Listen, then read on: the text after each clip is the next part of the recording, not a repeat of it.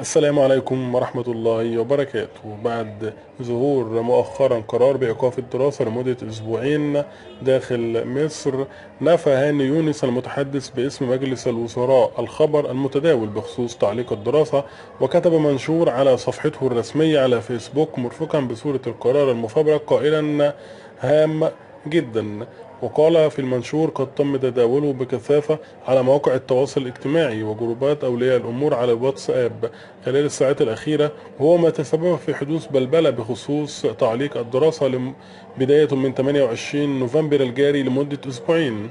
وكان المنشور قد ذكر أنه بناء على قرار مجلس الوزراء فقد تقرر تعليق الدراسة في المدارس والجامعات والمعاهد لمدة 15 يوما تبدأ من 28 نوفمبر الجاري، وجميع الفعاليات التي شاءها إقامة أي تجمعات كبيرة للمواطنين داخل الدولة، وذلك لحين إشعار آخر، وذلك حفاظا على حياة المواطنين من أخطار فيروس كورونا.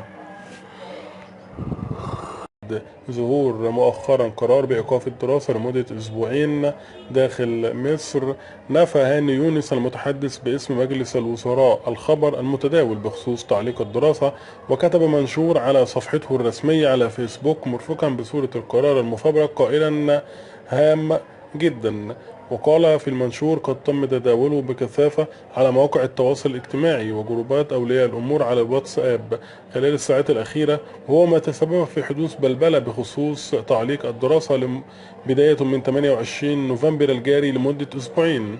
وكان المنشور قد ذكر أنه بناء على قرار مجلس الوزراء فقد تقرر تعليق الدراسة في المدارس والجامعات والمعاهد لمدة 15 يوما تبدأ من 28 نوفمبر الجاري، وجميع الفعاليات التي شاءها إقامة أي تجمعات كبيرة للمواطنين داخل الدولة، وذلك لحين إشعار آخر، وذلك حفاظا على حياة المواطنين من أخطار فيروس كورونا.